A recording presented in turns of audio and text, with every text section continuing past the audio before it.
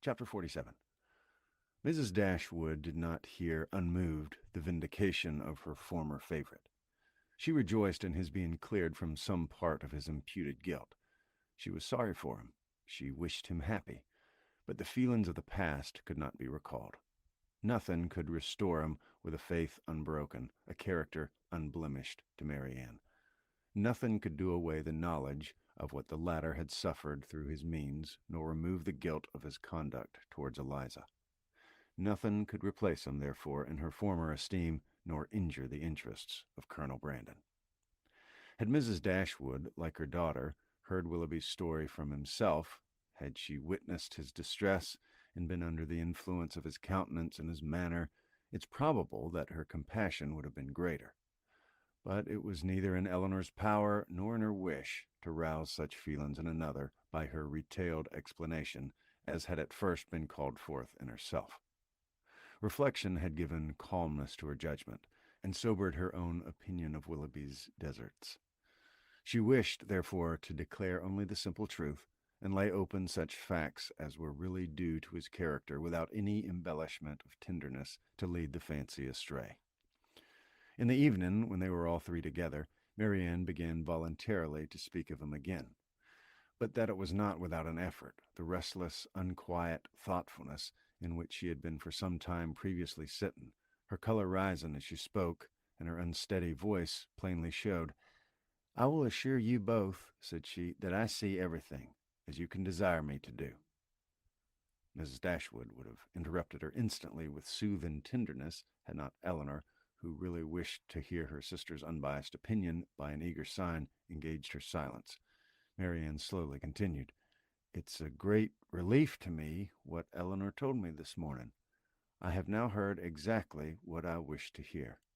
For some moments her voice was lost, but recovering herself, she added, and with greater calmness than before, "I am now perfectly satisfied. I wish for no change. I never could have been happy with him after knowing, as sooner or later I must have known all this. I should have had no confidence, no esteem. Nothing could have done it away to my feelings." I know it, cried her mother. "Happy with a man of libertine practices, with one who so injured the peace of the dearest of our friends and the best of men. No, my Marianne has not a heart to be made happy with such a man. Her conscience, her sensitive conscience, would have felt all that the conscience of her husband ought to have felt." Marianne sighed and repeated, "I wish for no change." "You consider the matter," said Elinor, "exactly as a good mind and a sound understanding must consider it. And I dare say you perceive, as well as myself, not only in this, but in many other circumstances, reason enough to be convinced that your marriage must have involved you in many certain troubles and disappointments, in which you would have been poorly supported by an affection on his side much less certain. Had you married, you must have always been poor. His expensiveness is acknowledged even by himself, and his whole conduct declares that self-denial is a word hardly understood by him. His demands and your inexperience together on small, very small income must have brought on distresses which would not be the less grievous to you, from having been entirely unknown and unthought of before. Your sense of honor and honesty would have led you, I know, when aware of your situation, to attempt all the economy that would appear to you possible. And perhaps as long as your frugality retrenched only on your own comfort, you might have been suffered to practice it. But beyond that, and how little could the utmost of your single management do to stop the ruin which had begun before your marriage? Beyond that, had you endeavored, however reasonably, to abridge his enjoyments, it's not to be feared that instead of prevailing on feelings so selfish to consent it, you would have lessened your own influence on his heart, and made him regret the connection which had involved him in such difficulties. Marianne's lips quivered, and she repeated the word selfish in a tone that implied, "Do you really think him selfish?" "The whole of his behavior," replied Elinor, "from the beginning to the end of the affair, has been grounded on selfishness. It was selfishness which first made him sport with your affections, which afterwards, when his own were engaged, made him delay the confession of it, and which finally carried him from Barton. His own enjoyment or his own ease was in every particular his ruling principle." "It is very true. My happiness was never his object. At present, continued Eleanor, he regrets what he has done. And why does he regret it? Because he finds it has not answered towards himself. It has not made him happy. His circumstances are now unembarrassed. He suffers from no evil of that kind, and he thinks only that he has married a woman of less amiable temper than yourself. But does it follow that had he married you, he would have been happy? The inconveniences would have been different. He would have then suffered under the pecuniary distresses which, because they're removed, he now reckons as nothing. He would have had a wife of whose temper he could make no complaint, but he would have always been necessitous, always poor, and probably would soon have learned to rank the innumerable comforts of a clear estate and good income as of far more importance even to domestic happiness than the mere temper of a wife. I have not a doubt of it, said Marianne, and I have nothing to regret, nothing but my own folly. Rather say your mother's imprudence, my child, said Mrs. Dashwood. She must be answerable. Marianne would not let her proceed, and Eleanor, satisfied that each felt their own error, wished to avoid any survey of the past that might weaken her sister's spirits. She therefore, pursuing the first subject, immediately continued. One observation, I think, may fairly be drawn from the whole story, that all Willoughby's difficulties have arisen from the first offense against virtue in his behavior to Eliza Williams. That crime has been the origin of every lesser one and of all his present discontents. Marianne assented most feelingly to the remark, and her mother was led by it to an enumeration of Colonel Brandon's injuries and merits, warm as friendship and design could unitedly dictate. Her daughter did not look, however, as if it were much heard by her. Eleanor, according to her expectation, saw on the 2 or 3 following days that Marianne did not continue to gain strength as she had done, but while her resolution was unsubdued, and she still tried to appear cheerful and easy, her sister could safely trust to the effect of time upon her health. Margaret returned, and the family were again all restored to each other, again quietly settled at the cottage, and if not pursuing their usual studies with quite so much vigor as when they first came to Barton, at least planning a vigorous prosecution of them in future. Eleanor grew impatient for some tidings of Edward. She had heard nothing of him since her leave in London, nothing of his new plans, nothing certain even of his present abode. Some letters had passed between her and her brother in consequence of Marianne's illness, and in the first of John's there had been this sentence: "We know nothing of our unfortunate Edward, and can make no inquiries on so prohibited a subject, but conclude him to still be at Oxford," which was all the intelligence of Edward afforded her by the correspondence, for his name was not even mentioned in any of the succeeding letters. She was not doomed, however, to be long in ignorance of his measures. Their manservant had been sent one morning to Exeter on business, and when, as he waited at table, he had satisfied the inquiries of his mistress as to the event of his errand, there was this voluntary communication: "I suppose you know, ma'am, that Mr. Ferris is married?" Marianne gave a violent start, fixed her eyes upon Eleanor, saw her turning pale, and fell back in her chair in hysterics. Mrs. Dashwood, whose eyes, as she answered the servant's inquiry, had intuitively taken the same direction, was shocked to perceive by Eleanor's countenance how much she really suffered, and a moment afterwards, alike distressed by Marianne's situation, knew not on which child to bestow her principal attention. The servant, who saw only that Miss Marianne was taken ill, had sense enough to call one of the maids, who, with Mrs. Dashwood's assistance, supported her into the other room. By that time Marianne was rather better, and her mother, leaving her to the care of Margaret and the maid, returned to Eleanor, who, though still much disordered, had so far recovered the use of her reason and voice as to be just beginning an inquiry of Thomas as to the source of his intelligence. Mrs. Dashwood immediately took all that trouble on herself, and Eleanor had the benefit of the information without the exertion of seeking it. "Who told you that Mr. Ferris was married, Thomas?" "I see Mr. Ferris myself, ma'am, this morning, in Exeter, and his lady, too, Miss Steele, as was. They was stopping in the chaise at the door of the New London Inn, as I went there with a message from Sally at the park of her brother, who's one of the postboys. I happened to look up as I went by the chaise, and so I see directly it was the youngest Miss Steele. So I took off my hat, and she knew me and called to me, and inquired after you, ma'am, and the young ladies, especially Miss Marian, and bid me I should give her compliments and Mr. Ferris's, their best compliments and service, and how sorry they was they had not time to come on and see you, but they was in a great hurry to go forwards, for they was going further down for a little while, but howsoever when they come back, they'd be sure to come and see you. But did she tell you she was married, Thomas? Yes, ma'am. She smiled. She said she had changed her name since she was last in these parts. She was always very affable and free-spoken young lady, very civil-headed, so I made free to wish her joy. Was Mr. Ferris in the carriage with her? Yes, ma'am. I just seen him leaning back, but he did not look up. He was never a gentleman much for talking. Eleanor's heart could easily account for his not putting himself forward, and Mrs. Dashwood probably found the same explanation. Was there no one else in the carriage? No, ma'am, only they two. Do you know where they came from? They come straight from town, as Miss Lucy, Mrs. Ferris told me. And are they going farther westward? Yes, ma'am, but not to bide long. They'll soon be back again. Then they'd be sure and call here. Mrs. Dashwood now looked at her daughter, but Eleanor knew better than to expect them. She recognized the whole of Lucy in the message, and was very confident that Edward would never come near them. She observed in a low voice to her mother that they were probably going down to Mr. Pratt's near Plymouth. Thomas's intelligence seemed over. Eleanor looked as if she wished to hear more. Did you see him off before you came away? No, ma'am. The horses were just coming out, but I could not bid any longer. I was afraid of being late. Did Mrs. Ferris look well?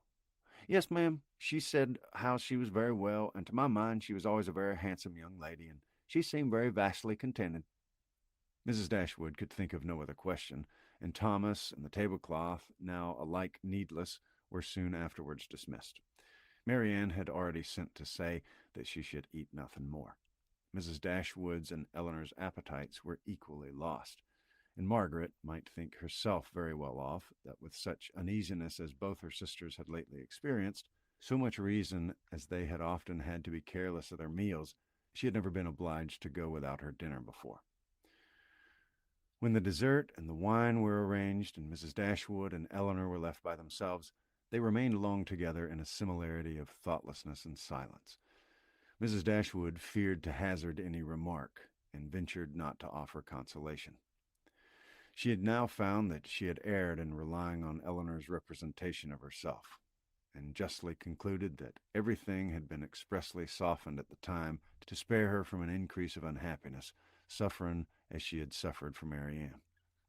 She found that she had been misled by the careful, the considerate attention of her daughter to think the attachment, which once she had so well understood, much slighter in reality than she had been wont to believe, or than it was now proved to be. She feared that under this persuasion she had been unjust, inattentive, nay, almost unkind to Eleanor. That Marianne's affliction, because more acknowledged, more immediately before her, had too much engrossed her tenderness, and led her away to forget that in Eleanor she might have a daughter suffering as much, certainly with less self-provocation and greater fortitude. Chapter 48. Eleanor now found the difference between the expectation of an unpleasant event, however certain the mind may be told to consider it, and certainty itself. She now found that, in spite of herself, she had always admitted a hope, while Edward remained single, that something would occur to prevent his marrying Lucy, that some resolution of his own, some mediation of friends, or some more eligible opportunity of establishment for the lady would arise to assist the happiness of all. But he was now married, and she condemned her heart for the lurking flattery which so much heightened the pain of the intelligence. That he should be married so soon before, as she imagined, he could be in orders, and consequently before he could be in possession of the living, surprised her a little at first. But she soon saw how likely it was that Lucy, in her self-provident care, in her haste to secure him, should overlook everything but the risk of delay. They were married in town, and now hastening down to her uncle's. What had Edward felt on being within 4 miles from Barton, on seeing her mother's servant, on hearing Lucy's message? They would soon, she supposed, be settled at Delaford. Delaford, that place in which so much conspired to give her an interest, which she wished to be acquainted with and yet desired to avoid.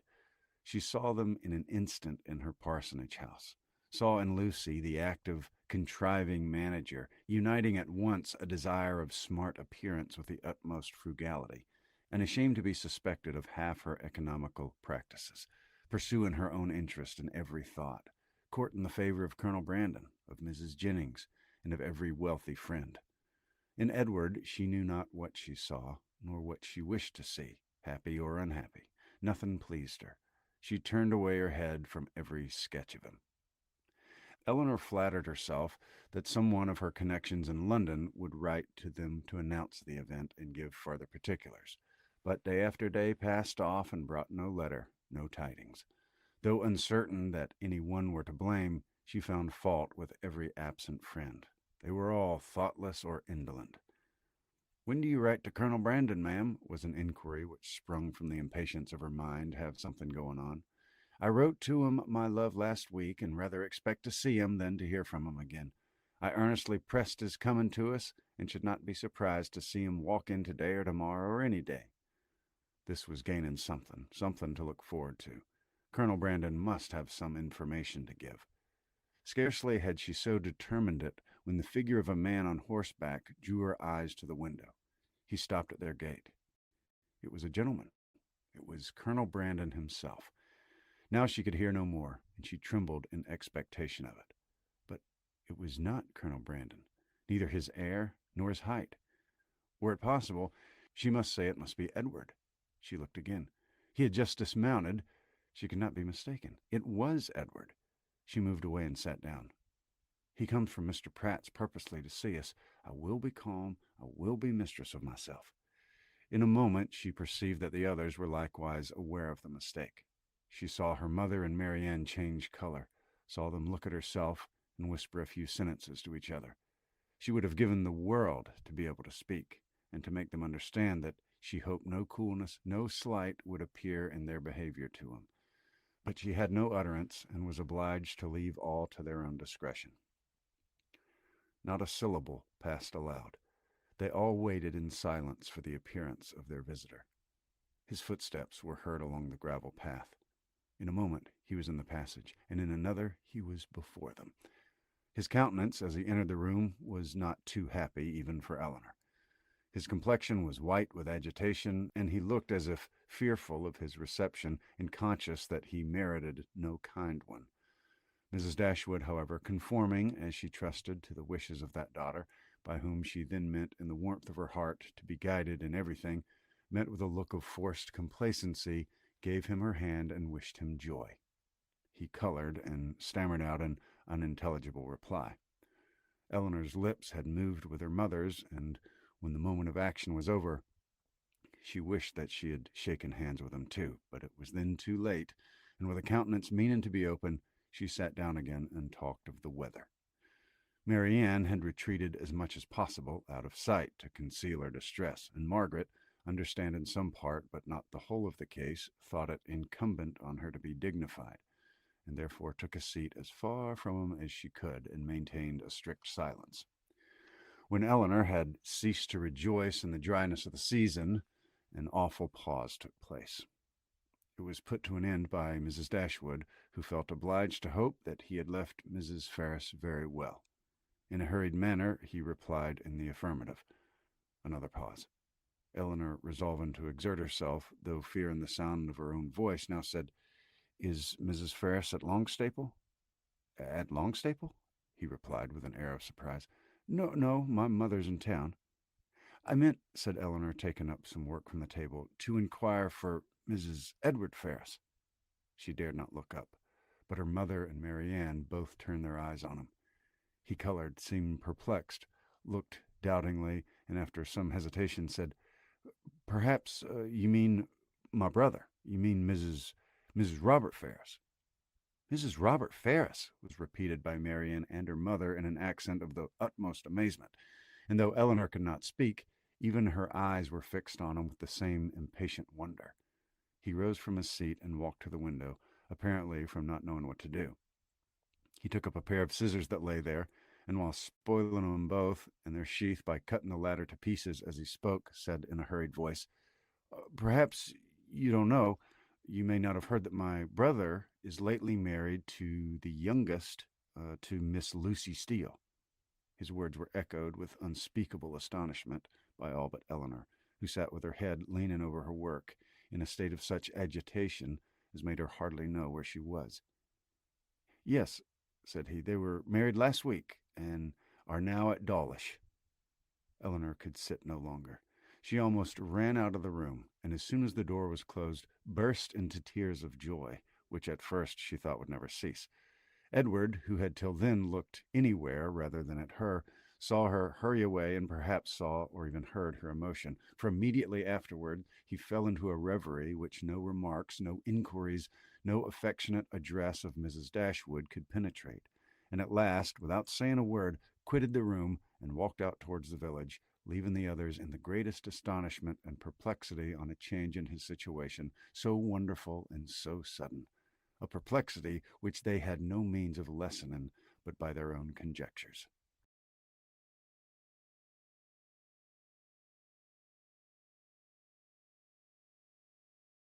Chapter 49. Unaccountable, however, as the circumstances of his release might appear to the whole family, it was certain that Edward was free, and to what purpose that freedom would be employed was easily predetermined by all. For after experiencing the blessings of one imprudent engagement contracted without his mother's consent, as he had already done for more than 4 years, nothing less could be expected of him in the failure of that than the immediate contraction of another. His errand at Barton, in fact, was a simple one. It was only to ask Eleanor to marry him, and considering that he was not altogether inexperienced in such a question, it might be strange that he should feel so uncomfortable in the present case as he really did, so much in need of encouragement and fresh air. How soon he had walked himself into the proper resolution, however, how soon an opportunity of exercising it occurred, in what manner he expressed himself, and how he was received, need not be particularly told. This only need be said, that when they all sat down to table at 4 o'clock, about 3 hours after his arrival, he had secured his lady, engaged her mother's consent, and was not only in the rapturous profession of the lover, but in the reality of reason and truth one of the happiest of men. His situation indeed was more than commonly joyful. He had more than the ordinary triumph of accepted love to swell his heart and raise his spirits.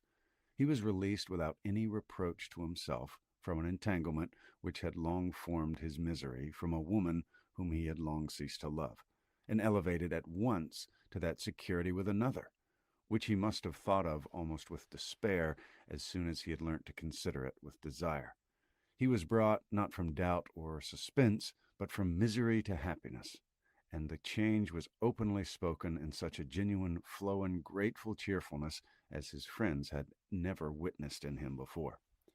His heart was now open to Eleanor, all its weaknesses, all its errors confessed, and his first boyish attachment to Lucy treated with all the philosophic dignity of 24. "It was a foolish, idle inclination on my side," said he, "the consequence of ignorance of the world and want of employment. Had my brother given me some active profession when I was removed at 18 from the care of Mr. Pratt, I think, nay, I'm sure, it would never have happened. For though I left Longstaple with what I thought at the time a most unconquerable preference for his niece, yet had I then had any pursuit, any object to engage my time and keep me at a distance from her for a few months, I should very soon have outgrown the fancied attachment, especially by mixing more with the world, as in such cases I have done. But instead of having anything to do, instead of having any profession chosen for me, or being allowed to choose any myself, I returned home to be completely idle, and for the first 12 months afterwards I had not even the nominal employment which belonging to the university would have given to me, for I was not entered at Oxford till I was 19. I had therefore nothing in the world to do but to fancy myself in love, and as my mother did not make my home in every respect comfortable, as I had no friend, no companion in my brother, and disliked new acquaintance, it was not unnatural for me to be very often at Longstaple, where I always felt myself at home, and was always sure of a welcome, and accordingly I spent the greatest part of my time there from 18 to 19. Lucy appeared everything that was amiable and obliging. She was pretty, too. At least I thought so then, and I had seen so little of other women that I could make no comparisons and see no defects. Considering everything, therefore, I hope, foolish as our engagement was, foolish as it has since in every way been proved, it was not at the time an unnatural or an inexcusable piece of folly.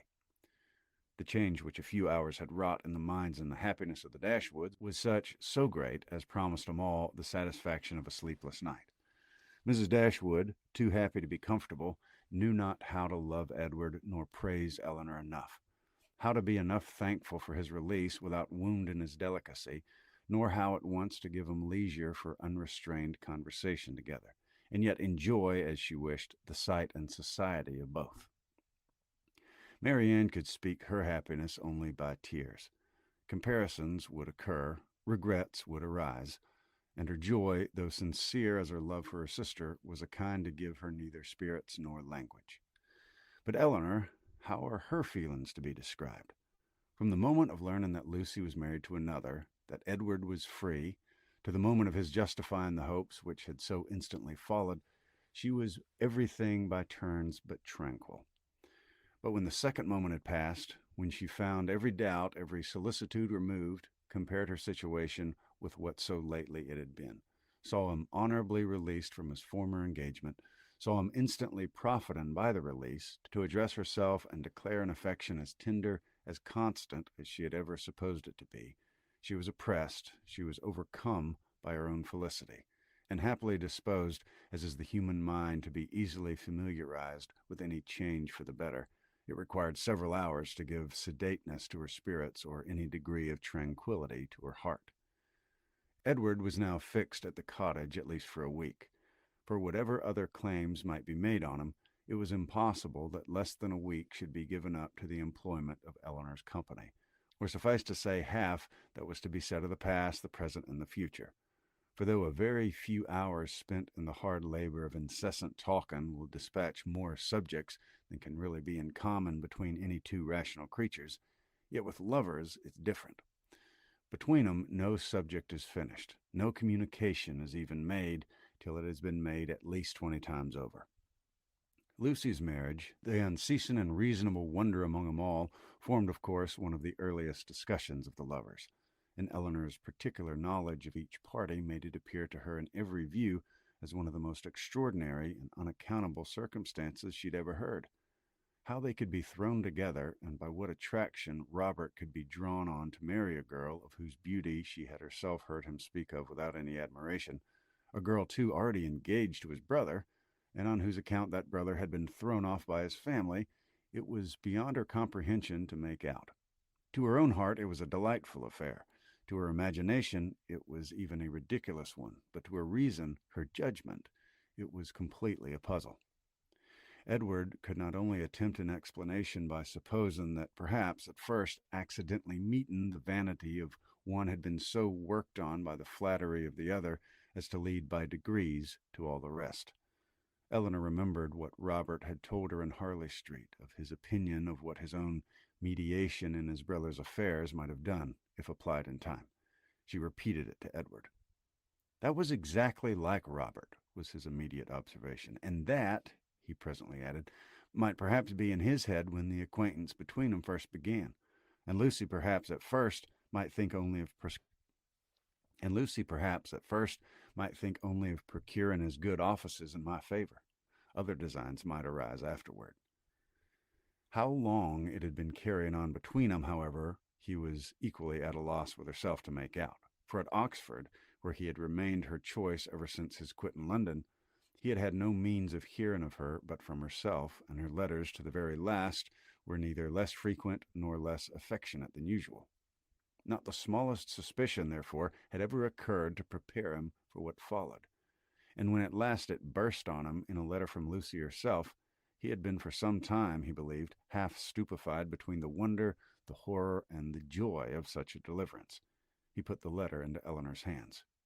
Dear Sir, being very sure I have long lost your affections, I thought myself at liberty to bestow my own upon another, and have no doubt of being as happy with him as I once used to think I might be with you. But I scorn to accept a hand while the heart was another's. Sincerely wish you happy in your choice, and it shall not be my fault if we are not always good friends. As our near relationship now makes proper, I can safely say I owe you no ill will, and am sure you will be too generous to do us any ill offices. Your brother has gained my affections entirely, as we would not live without one another. We're just returned from the altar, and are now on our way to Dawlish for a few weeks, which place your dear brother has great curiosity to see. But thought I would first trouble you with these lines, and shall always remain your sincere well-wisher, friend and sister, Lucy Ferris. I have burnt all your letters, and will return your picture the first opportunity. Please to destroy my scrawls, but the ring with my hair you're very welcome to keep. Eleanor read and returned it without any comment. I will not ask your opinion of it as a composition, said Edward. For worlds would not I have had a letter of hers seen by you in former days. In a sister it's bad enough, but in a wife, how I have blushed over the pages of her writing. And I believe I may say that since the first half of the year of our foolish business, this is the only letter I ever received from her of which the substance made me any amends for the defect of the style. However it may have come about, said Eleanor after a pause, they are certainly married, and your mother has brought on herself a most appropriate punishment.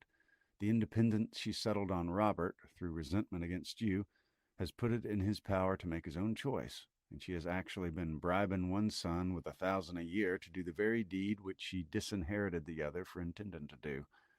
She will hardly be less hurt, I suppose, by Robert's marrying Lucy than she would have been by your marrying her. She'll be more hurt by it, for Robert was always her favorite. She'll be more hurt by it, and on the same principle will forgive him much sooner.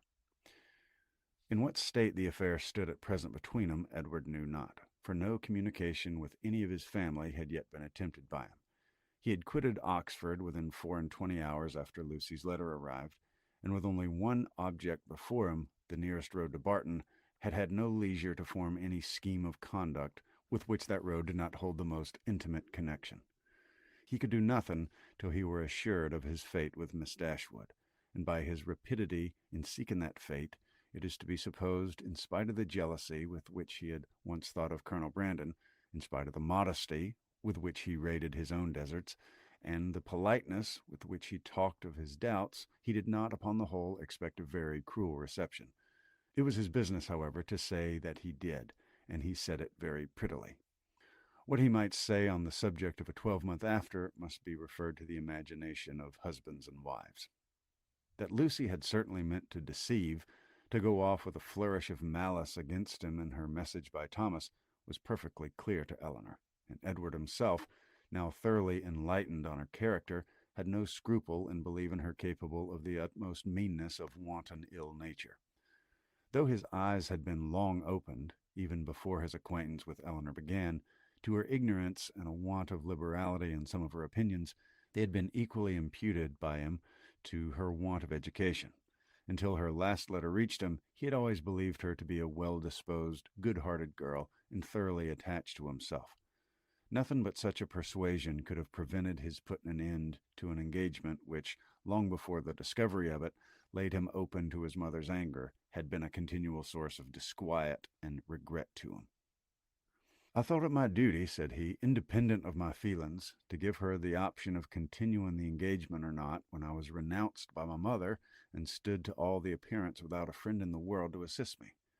In such a situation as that, there seemed nothing to tempt the avarice or the vanity of any living creature. How could I suppose, when she so earnestly, so warmly insisted on sharing my fate, whatever it might be, that anything but the most disinterested affection was her inducement?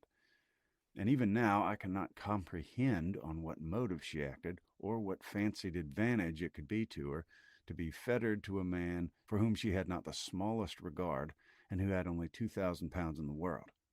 She could not foresee that Colonel Brandon would give me a living. No, but she might suppose that something would occur in your favor, that your own family might in time relent, and at any rate she lost nothing by continuing the engagement, for she has proved that it fettered neither her inclination nor her actions. The connection was certainly a respectable one, and probably gained her consideration among her friends, and if nothing more advantageous occurred, it would be better for her to marry you than be single. Edward was, of course, immediately convinced that nothing could have been more natural than Lucy's conduct, nor more self-evident than the motive of it. Eleanor scolded him, harshly as ladies always scold the imprudence which compliments themselves, for having spent so much time with him at Norland when he must have felt his own inconstancy. "Your behavior was certainly very wrong," said she, "because, to say nothing of my own conviction, our relations were all led away by it to fancy and expect what, as you were then situated, could never be." He could only plead an ignorance of his own heart and a mistaken confidence in the force of his engagement.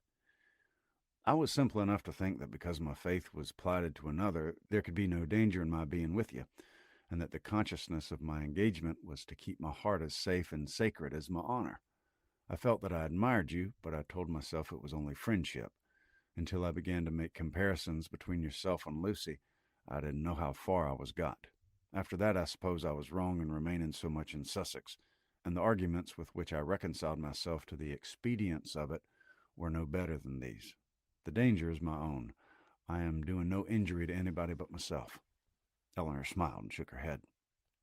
Edward heard with pleasure of Colonel Brandon's being expected at the cottage, as he really wished not only to be better acquainted with him, but to have an opportunity of convicting him that he no longer resented his giving him the living of Delaford, "which, at present," said he, "after thanks so ungraciously delivered as mine were on the occasion, he must think I have never forgiven him for offering." Now he felt astonished himself that he had never yet been to the place. But so little interest had been taken in the matter that he owed all his knowledge of the house, garden, and glebe, extent of the parish, condition of the land, and rate of the tithes to Eleanor herself, who had heard so much of it from Colonel Brandon, and heard it with so much attention as to be entirely mistress of the subject. One question after this only remained undecided between them. One difficulty only was to be overcome.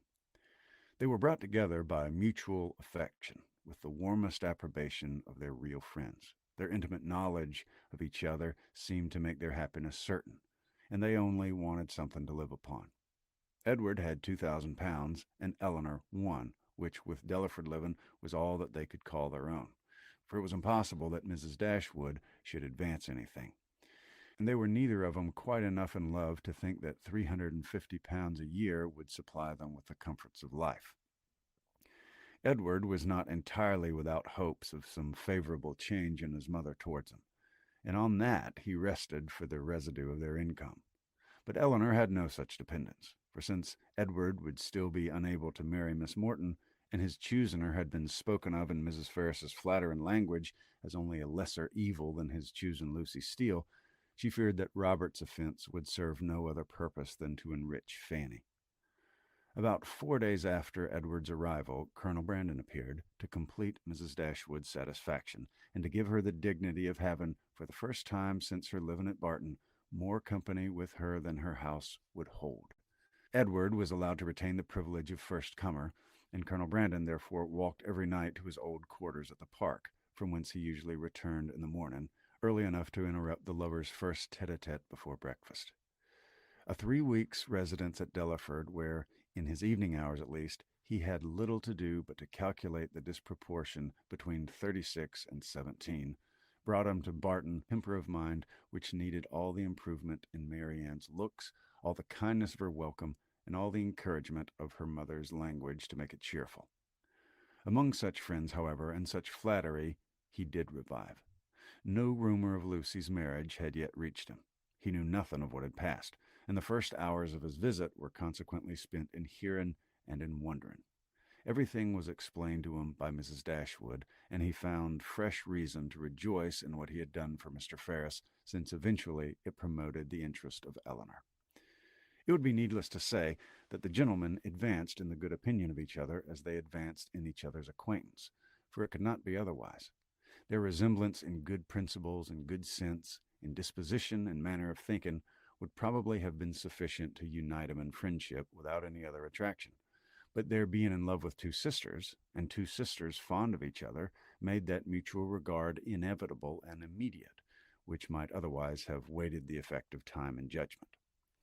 The letters from town, which a few days before would have made every nerve in Eleanor's body thrill with transport, now arrived to be read with less emotion than mirth.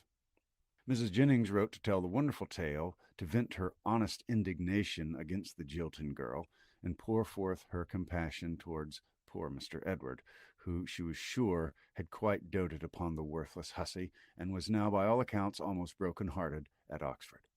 I do think, she continued, nothing was ever carried on so sly, for it was but 2 days before Lucy called and sat a couple hours with me. Not a soul suspected anything of the matter, not even Nancy, who, poor soul, came crying to me the day after in a great fright for fear of Mrs. Ferris, as well as not knowing how to get to Plymouth.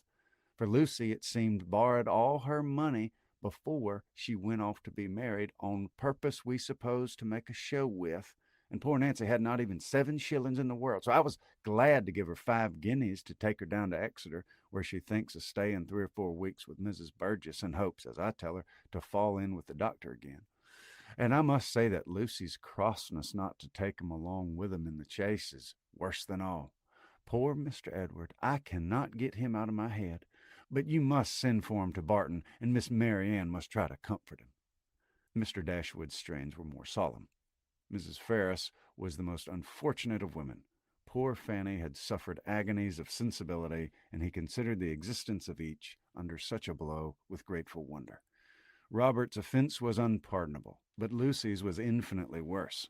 Neither of them were ever again to be mentioned to Mrs. Ferris, and even if she might hereafter be induced to forgive her son, his wife should never be acknowledged as her daughter, nor permitted to appear in her presence. The secrecy with which everything had been carried on between them was rationally treated as enormously heightening the crime, because had any suspicion of it occurred to the others, proper measures would have been taken to prevent the marriage. And he called on Eleanor to join with them in regretting that Lucy's engagement with Edward had not been rather fulfilled, than that she should thus be the means of spreading misery farther in the family. He thus continued, Mrs. Ferris has never yet mentioned Edward's name, which does not surprise us, but to our great astonishment, not a line has been received from him on the occasion. Perhaps, however, he's kept silent by his fear of offending, and I shall therefore give him a hint by a line to Oxford, that his sister and I both think a letter of proper submission from him, addressed perhaps to Fanny, and by her shown to her mother, might not be taken amiss. For we all know the tenderness of Mrs. Ferris's heart, and that she wishes for nothing so much as to be on good terms with her children. This paragraph was of some importance to the prospects and conduct of Edward. It determined him to attempt a reconciliation, though not exactly in the manner pointed out by their brother and sister. A letter of proper submission, repeated he. Would they have me beg my mother's pardon for Robert's ingratitude to her and breach of honor to me? I can make no submission. I'm grown neither humble nor penitent by what has passed. I'm grown very happy, but that would not interest. I know of no submission that is proper for me to make. You may certainly ask to be forgiven, said Eleanor, because you have offended, and I think you might now venture so far as to profess some for ever having formed the engagement which drew on your mother's anger. He agreed that he might. And when she's forgiven you, perhaps a little humility might be convenient while acknowledging a second engagement, almost as imprudent in her eyes as the first. He had nothing to urge against it, but still resisted the idea of a letter of proper submission, and therefore, to make it easier to him, as he declared a much greater willingness to make mean concessions by word of mouth than on paper, it was resolved that, instead of writing to Fanny, he should go to London and personally entreat her good offices in his favor. And if they really do interest themselves, said Marianne, in her new character of candor, in bringing about a reconciliation, I shall think that even John and Fanny are not entirely without merit. After a visit on Colonel Brandon's side of only 3 or 4 days, the 2 gentlemen quitted Barton together. They were to go immediately to Delaford, that Edward might have some personal knowledge of his future home, and to assist his patron and friend in deciding on what improvements were needed to it. And from thence, after staying there a couple nights, he was to proceed on his journey to town.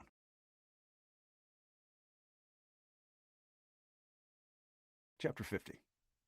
After a proper resistance on the part of Mrs. Ferris, just so violent and so steady as to preserve her from that reproach which she always seemed fearful of incurring, the reproach of it being too amiable, Edward was admitted to her presence, and pronounced to be again her son.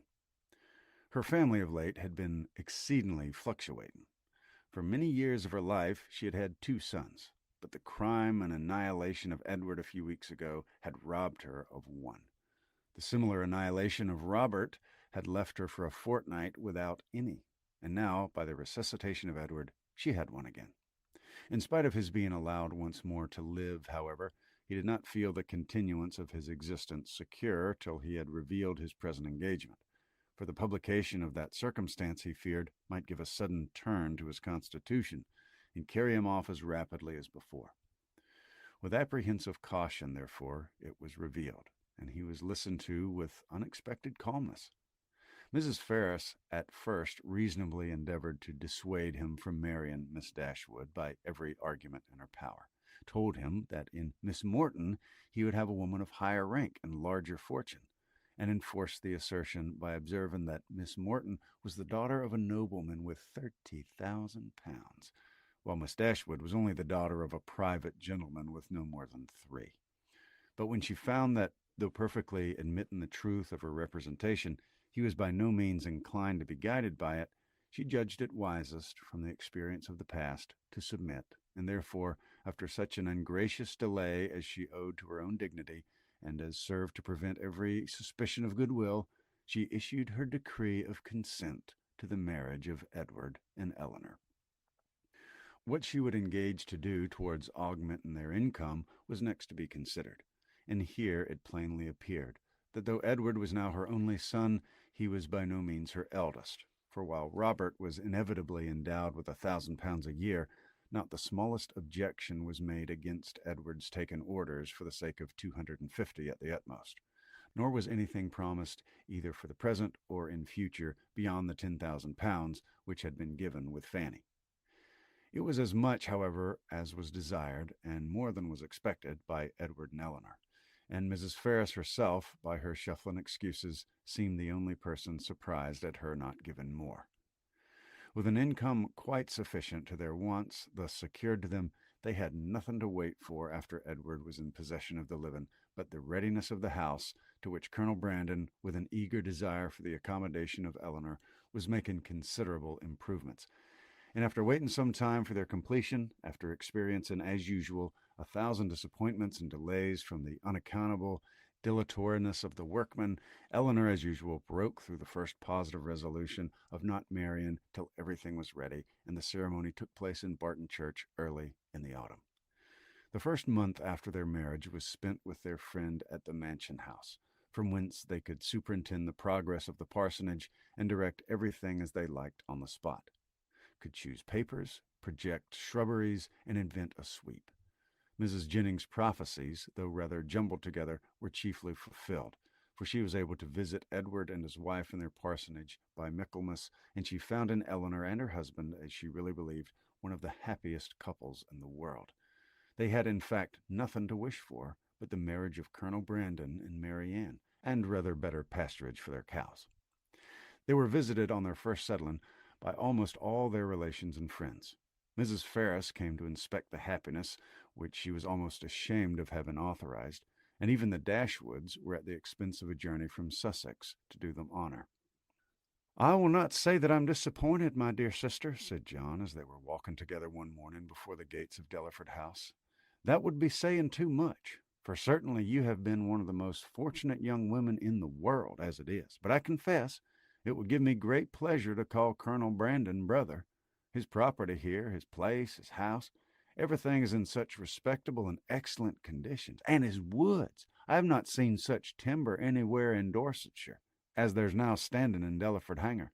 And though perhaps Mary Ann might not seem exactly the person to attract him, yet I think it would altogether be advisable for you to have him now frequently staying with you. For as Colonel Brandon seems a good deal at home, nobody can tell what may happen. For when people are much thrown together and see little of anybody else, it'll always be in your power to set her off to advantage, and so forth. In short, you may as well give her a chance. You understand me." But though Mrs. Ferrars did come to see him, and always treated him with the make-believe of decent affection, they were never insulted by her real favor and preference. That was due to the folly of Robert and the cunning of his wife, and it was earned by him before many months had passed.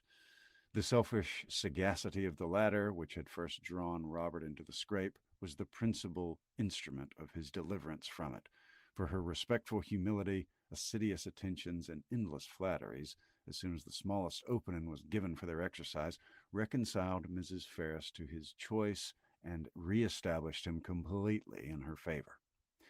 The whole of Lucy's behavior in the affair, and the prosperity which crowned it, therefore, may be held forth as a most encouraging instance of what an earnest and unceasing attention to self-interest, however its progress may be apparently obstructed, will do in securing every advantage of fortune, with no other sacrifice than that of time and conscience. When Robert first sought her acquaintance, and privately visited her in Bartlett's Buildings, it was only with the view imputed to him by his brother. He merely meant to persuade her to give up the engagement, and as there could be nothing to overcome but the affection of both, he naturally expected that one or two interviews would settle the matter. In that point, however, and that only, he erred, for though Lucy soon gave him hopes that his eloquence would convince her in time, another visit, another conversation was always wanted to produce this conviction. Some doubts always lingered in her mind when they parted, which could only be removed by another half-hour's discourse with himself. His attendance was by this means secured, and the rest followed in course. Instead of talking of Edward, they came gradually to talk only of Robert, a subject on which he had always more to say than on any other, and in which she soon betrayed an interest even equal to his own, and in short, it became speedily evident to both that he had entirely supplanted his brother. He was proud of his conquest, proud of tricking Edward, and very proud of marrying privately without his mother's consent. What immediately followed is known. They passed some months in great happiness at Dawlish, for she had many relations and old acquaintances to cut, and he drew several plans for magnificent cottages, and from thence, returning to town, procured the forgiveness of Mrs. Ferris by the simple expedient of asking for it, which at Lucy's instigation was adopted. The forgiveness at first, indeed, as was reasonable, comprehended only Robert, and Lucy, who had owed his mother no duty, therefore could have transgressed none, still remained some weeks longer unpardoned. But perseverance and humility of conduct and messages, in self-condemnation for Robert's offense, and gratitude for the unkindness she was treated with, procured her in time the haughty notice which overcame her by its graciousness, and led soon afterwards, by rapid degrees, to the highest state of affection and influence. Lucy became as necessary to Mrs. Ferris as either Robert or Fanny, and while Edward was never cordially forgiven for having once intended to marry her, and Eleanor, though superior to her in fortune and birth, was spoken of as an intruder, she was in everything considered and always openly acknowledged to be a favorite child. They settled in town, received very liberal assistance from Mrs. Ferris, were on the best terms imaginable with the Dashwoods, and setting aside the jealousies and ill will continually subsisting between Fanny and Lucy, in which their husbands of course took a part, as well as the frequent domestic agreements between Robert and Lucy themselves, nothing could exceed the harmony in which they all lived together. What Edward had done to forfeit the right of eldest son might have puzzled many people to find out, and what Robert had done to succeed it might have puzzled them still more. It was an arrangement, however, justified in its effects, if not its cause, for nothing ever appeared in Robert's style of living or of talking to give him a suspicion of his regretting the extent of his income, as either leaving his brother too little or bringing himself too much. And if Edward might be judged from the ready discharge of his duties in every particular, from an increasing attachment to his wife and his home, and from the regular cheerfulness of his spirits, he might be supposed no less contented with his lot, no less free from every wish of an exchange. Eleanor's marriage divided her as little from her family as could well be contrived, without rendering the cottage at Barton entirely useless, for her mother and sisters spent much more than half their time with her. Mrs. Dashwood was acting on motives of policy as well as pleasure in the frequency of her visits at Delaford, for her wish of bringing Marianne and Colonel Brandon together was hardly less earnest, though rather more liberal than what John had expressed. It was now her darling object. Precious as was the company of her daughter to her, she desired nothing so much as to give up its constant enjoyment to her valued friend, and to see Marianne settled at the mansion house was equally the wish of Edward and Eleanor. They each felt his sorrows and their own obligations, and Marianne, by general consent, was to be the reward of all. With such a confederacy against her, with a knowledge so intimate of his goodness, with a conviction of his fond attachment to herself, which at last, though long after it was observable to everybody else, burst on her, what could she do? Marianne Dashwood was born to an extraordinary fate. She was born to discover the falsehood of her own opinions, and to counteract by her conduct her most favorite maxims. She was born to overcome an affection formed so late in life as at 17, and with no sediment superior to strong esteem and lively friendship, voluntarily to give her hand to another, and that other a man who had suffered no less than herself under the event of a former attachment, whom 2 years before she had considered too old to be married, and who still thought the constitutional safeguard of a flannel waistcoat. But so it was.